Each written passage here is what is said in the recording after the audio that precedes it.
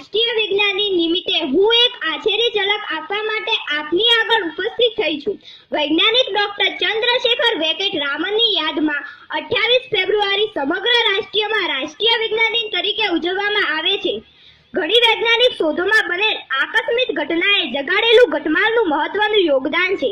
જો આ ઘટના કોઈ સામાન્ય વ્યક્તિના જીવનમાં બની હોય તો થોડાક દિવસમાં વિચરે છે, પરંતુ જો વૈજ્ઞાનિકના જીવનમાં બની હોય તો એક નવી શોધમાં પરિવર્તે છે। આવી જ એક મહત્વની શોધ ડોક્ટર રામન કિરણે કરી હતી, જે તેમણે ઈસવીસન 1929 ના રોજ 28 ફેબ્રુઆરીએ પૂર્ણ કરી હતી। એટલે જ તો 28 ફેબ્રુઆરી રાષ્ટ્રીય વિજ્ઞાન દિન તરીકે ઉજવવામાં આવે છે। ડોક્ટર સીવી રામનનો જન્મ 7 નવેમ્બર 1888 ના રોજ મદ્રાસ, ચેન્નઈમાં થયો હતો। પિતાનું નામ ચંદ્રશેખર અય્યર અને માતાનું નામ પાર્વતી અય્યર હતું। પિતા ત્રિચિનાપલ્લી હાઈસ્કૂલમાં અધ્યાપક હતા। તેઓ ભૌતિક વિજ્ઞાન, ગણિત, કુદરતી રંગના ચાહક હતા। તેઓનું આ ક્ષેત્ર પરંપરાથી ડોક્ટર સીવી રામનમાં ઉતરી આવ્યું હતું। 12 વર્ષની નાની ઉંમરે તેઓ મેટ્રિક થયા। 1904માં બીએસસી ની પરીક્ષામાં પ્રથમ શ્રેણીએ પ્રથમ સ્થાન ઉતર્યું।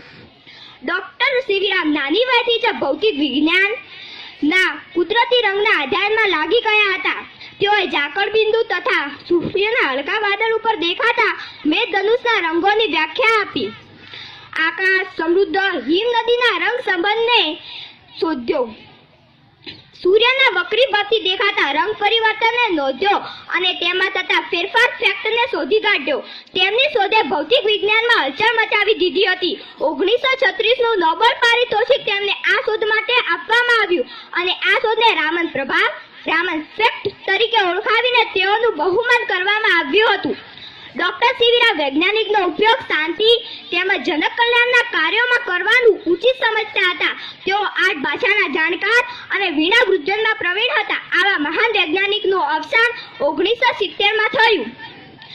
નવી વૈજ્ઞાનિક શોધોથી ભારતને ગૌરવ અપાવનાર વૈજ્ઞાનિકને 1954માં ભારત સરકારે ભારત રત્નના એવોર્ડથી નવાજ્યા। રાષ્ટ્રીય વિજ્ઞાન દિન નિમિત્તે આપણે સૌ ડોક્ટર સીવી રામનના જીવનમાંથી પ્રેરણા મેળવી નવી વિજ્ઞાનની શોધોમાં ઉડકીએ। જય ભારત, જય વિજ્ઞાન।